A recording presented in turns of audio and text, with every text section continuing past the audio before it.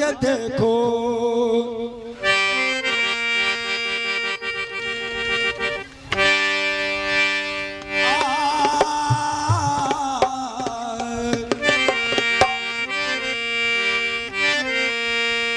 अरे मन में संभल के देखो। हाँ पैड मास्टर साहब।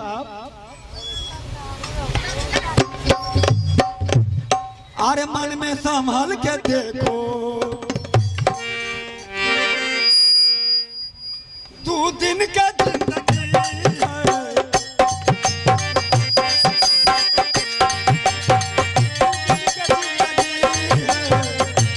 संभल के देखो।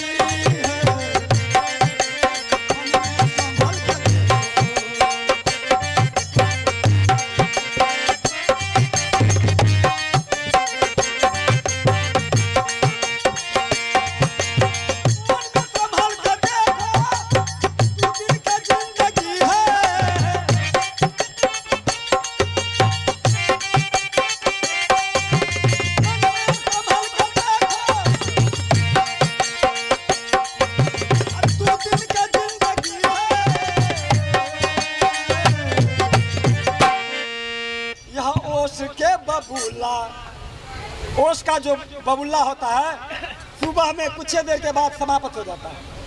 कहीं ढूंढिएगा नहीं मिलेगा। मिलता है क्या? ओस का सवेरे सवेरे जो टहलिएगा ना वन बाग में तो देखिएगा ओस का वो जितना है पौधा उस पर दुभी वगैरह सब पर रहेगा छोटा छोटा बुन का ओस का। और जब सूरज का ज्योति अधिक हो जाता है तो घंटों में वो समाप्त हो जाता है, कहीं ढूंढने समय मिलेगा। यही है मानव तन, मानव जीवन यही ऐसे ही है।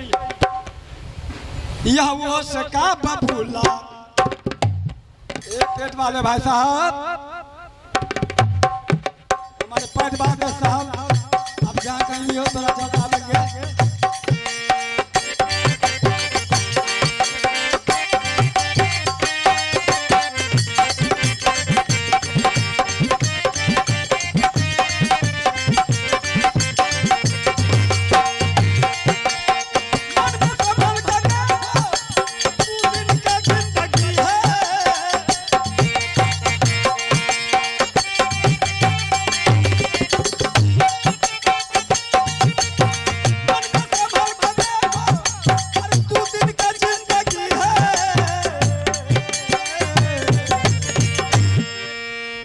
ओस का बबूला, यह ओस का बबूला।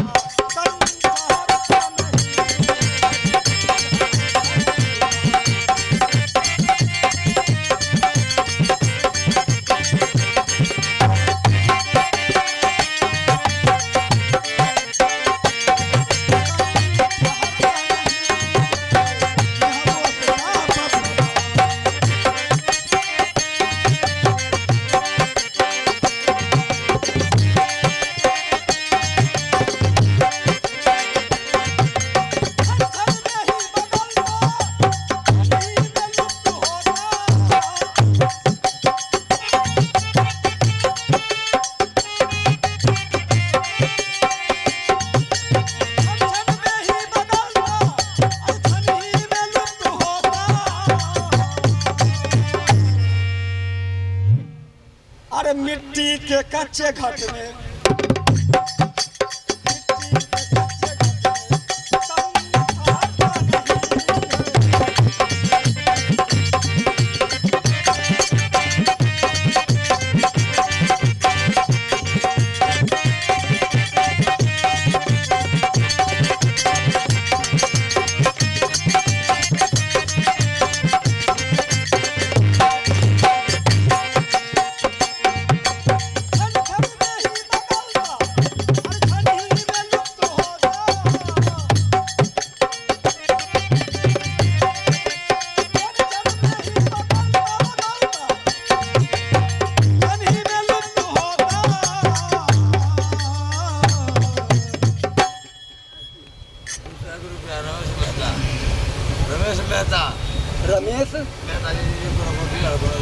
अच्छा अच्छा अच्छा, ये जो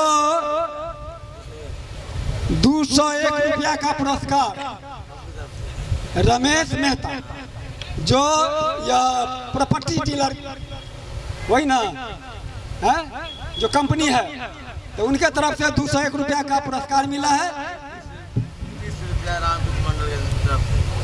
रामप्रीत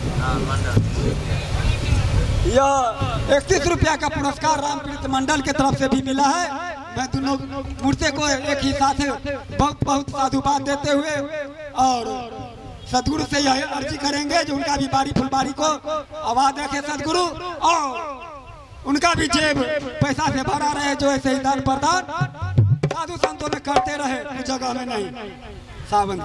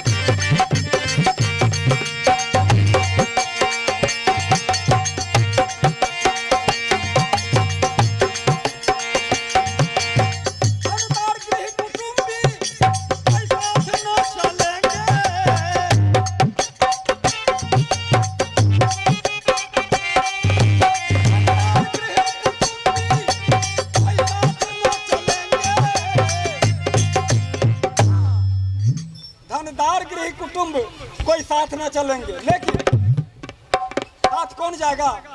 तो अच्छी बुरी कमाई,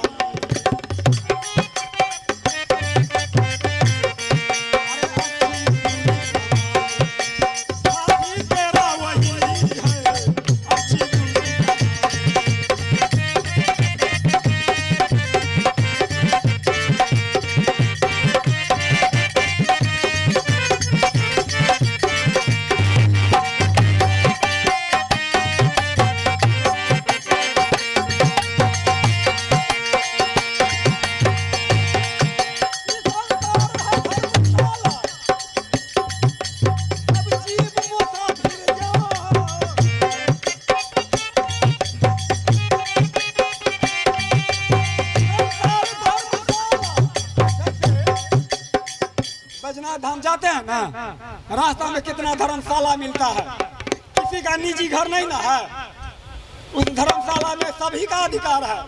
कितना देर, 2 घंटा 4 घंटा 6 घंटा या 10 घंटा, इससे ज्यादा नहीं रुक सकते हैं, किसी का निजी घर नहीं है। इसी तरह से ये संसार जो है धर्मशाला के तरह है, किसी का निजी नहीं है। अगर निजी रहता तो क्या राज दरभंगा रहा? राज दरभंगा रहा? नहीं न रहा। उनके पास में बहुत साधन था, वही रह जाते हैं। इसी तरह से धर्मशाला के तरह है, हम आप धर्मशाला में रुके हुए हैं, कोई 50 बरस, कोई 60 बरस, कोई 100 बरस, इससे ज्यादा नहीं, इतना ही दिन के लिए यहाँ है, फिर यहाँ से रवाना होना है। इसलिए कभी कहते हैं